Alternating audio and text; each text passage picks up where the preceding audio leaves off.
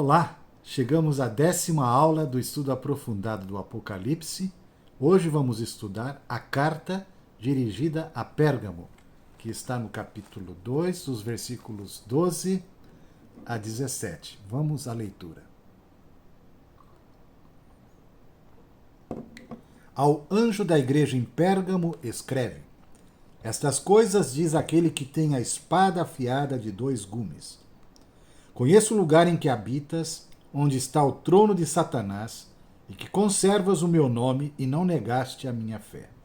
Ainda nos dias de Antipas, minha testemunha, meu fiel, o qual foi morto entre vós, onde Satanás habita. Tenho todavia contra ti algumas coisas, pois que tens aí os que sustentam a doutrina de Balaão, o qual ensinava a Balaque a armar ciladas diante dos filhos de Israel, para comerem coisas sacrificadas aos ídolos e praticarem a prostituição. Outros sim, também tu tens os que da mesma forma sustentam a doutrina dos nicolaítas. Portanto, arrepende-te, e se não, venho a ti sem demora e contra eles pelejarei com a espada da minha boca. Quem tem ouvidos para ouvir, ouça o que o Espírito diz às igrejas. Ao vencedor, dar-lhe-ei do maná escondido, bem como lhe darei uma pedrinha branca, e sobre essa pedrinha escrito o nome novo, o qual ninguém conhece, exceto aquele que o recebe. Nós temos aqui inicialmente algumas imagens de ruínas da cidade de Pérgamo. Temos aqui os restos de um templo pagão. Muitos desses templos eram dedicados até a imperadores e outros deuses. O principal deus pagão era o Zeus. Outra imagem aqui dessas ruínas. Temos aqui o santuário de Esculápio ou Asclépio. Ele era o deus da cura. Vejam vocês, lá bem no alto, a acrópole da cidade, ou seja, ela ficava situada no cume de uma montanha bem elevada, justamente como estratégia para proteção. Aqui temos hoje Pérgamo, nos dias de hoje, a cidade tem o nome de Bergama, ok? E ela tem um pouco mais do que 100 mil habitantes. Muito bem. Pérgamo, ela está relacionada com pergaminho. E essa cidade, como eu disse, estava situada sobre uma grande montanha de rocha. É interessante essa questão do pergaminho, porque na época o papiro era o papel utilizado para se escrever. O papiro era do Egito. Na verdade, o comércio embargou o papiro para a Ásia, então Pérgamo começou a fazer de peles o tal do pergaminho para que houvesse então a escrita de documentos. Okay? A cidade de Pérgamo era muito famosa porque muitas pessoas ali cultivavam peles, ou seja, preparavam peles e comercializavam essas peles. Ela foi, por um tempo, a capital da província da Ásia. Na verdade, hoje, Pérgamo, ou Bergama, ela está localizada no distrito, é a província de Esmirna. Mas, mais ou menos lá no ano 129 a.C., era a capital da província da Ásia. Como eu disse, Esculápio, ou Asclépio, no grego, né, deus da cura, cultuado sob o emblema da serpente. O símbolo da medicina é uma serpente e tem sua origem aí nessa cidade de Pérgamo. Interessante também lembrar que lá em Números 21 existe aquela história do povo no deserto murmurando contra Deus. E então Deus manda como disciplina serpentes abrasadoras que mordiam. E os israelitas iam morrendo. E ao final então da disciplina, Deus ordena a Moisés que então edificasse uma serpente de bronze. E aquele que fosse picado de uma serpente abrasadora, que olhasse para a serpente de bronze, era curado. Lá em João, no capítulo 3, versículo 14, o Senhor Jesus disse que essa serpente de bronze, na verdade, é uma figura dele. Assim como a serpente de bronze foi levantada no deserto por Moisés, importa que o Filho do Homem seja levantado. Certamente, todos aqueles que olham para Cristo, que foi julgado no nosso lugar, no nosso pecado, porque a serpente está ligada à questão de pecado, que olham para Cristo, são curados. Muitos altares pagãos estavam nessa cidade, como eu disse. O grande altar de Zeus. E por isso que Cristo chamou Pérgamo de o lugar onde está o trono de Satanás. Porque também ali o imperador, a máxima autoridade, trono está ligado à autoridade, ele era cultuado, ele era adorado. Existe ali ruínas de um templo dedicado ao imperador Trajano. Os templos pagãos dedicavam culto a César, como eu já disse para vocês. A autodesignação de Jesus é tremenda aqui, é de julgamento mesmo. É aquele que tem a espada afiada de 2 gumes, no versículo 12. Temos também a menção no versículo 13 de Antipas, uma pessoa, um irmão. É muito interessante isso, né? Nominar alguém. Então Jesus dá destaque a essa pessoa, a este servo do Senhor, Antipas, a qual ele chama de minha testemunha, meu fiel.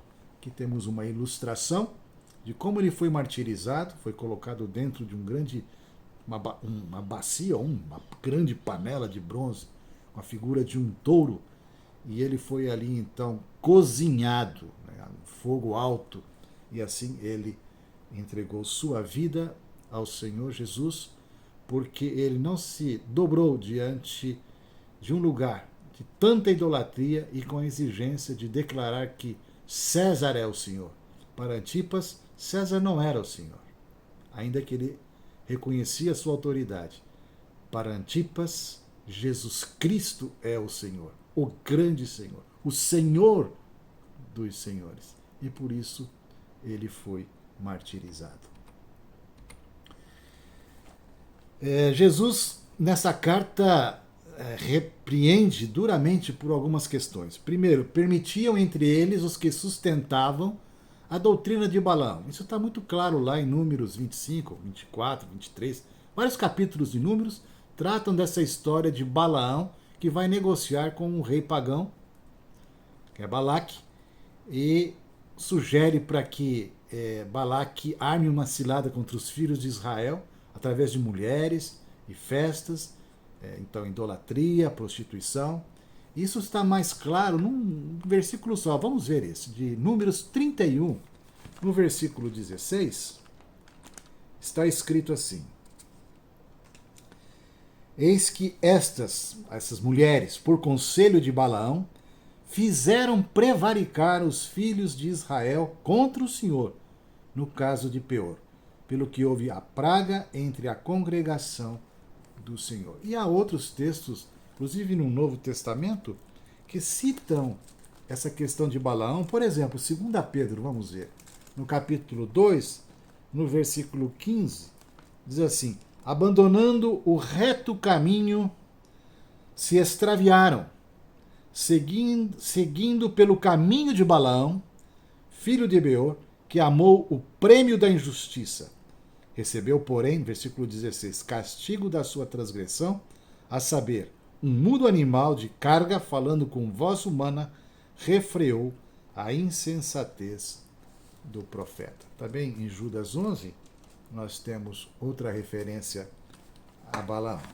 Ainda, outro grande problema é que eles toleravam a doutrina dos nicolaítas. Já falamos que nicolaítas possivelmente deriva de um homem chamado Nicolau, que ele era de Antioquia, e há uma referência em Atos 6, quando os diáconos foram instituídos na igreja de Jerusalém. Dos 7 diáconos, um deles era Nicolau, prosélito de Antioquia, quer dizer, prosélito, que ele era um gentio que se converteu ao judaísmo. A palavra Nicolau, ela tem a seguinte raiz: Nical, conquistador, laicos, leigos, ou seja, alguém que tem uma supremacia sobre o povo, tem um carisma, tem toda um poder de convencimento. Enfim, essa é a questão ligada aos nicolaítas. O que, na verdade, eles permitiam? Os nicolaítas, eles introduziram no cristianismo a questão gnóstica de que a matéria é má, a matéria não importa, não precisa cuidar dela, zelar por ela, a santidade não tem nada a ver com o corpo. Então, eles se permitiam promiscuidade, prostituição, comida sacrificada a ídolos, cultos desse tipo, sabe? Uma confusão. Então o Senhor vem com juízo. Arrepende-te, pelejarei com a espada da minha boca, porque o Senhor não tolera isso. Ao vencedor, dar-lhe-ei do maná escondido, bem como lhe darei uma pedrinha branca, e sobre essa pedrinha escrito um nome novo, o qual ninguém conhece, exceto aquele que o recebe. O Senhor é o nosso maná. O maná escondido é Cristo. Cristo é em nós. Ele é o nosso alimento, ele é o nosso sustento, nosso provedor. Agora, em relação a essa pedrinha branca e um novo nome, podemos pensar em duas direções. A pedrinha branca com um novo nome. Vamos lá. Primeiro, um novo nome que indique o novo caráter da pessoa. É interessante lá no Antigo Testamento, em especial lá em Isaías, vamos lá, no capítulo 62, no versículo 2, vamos ver um novo nome dado.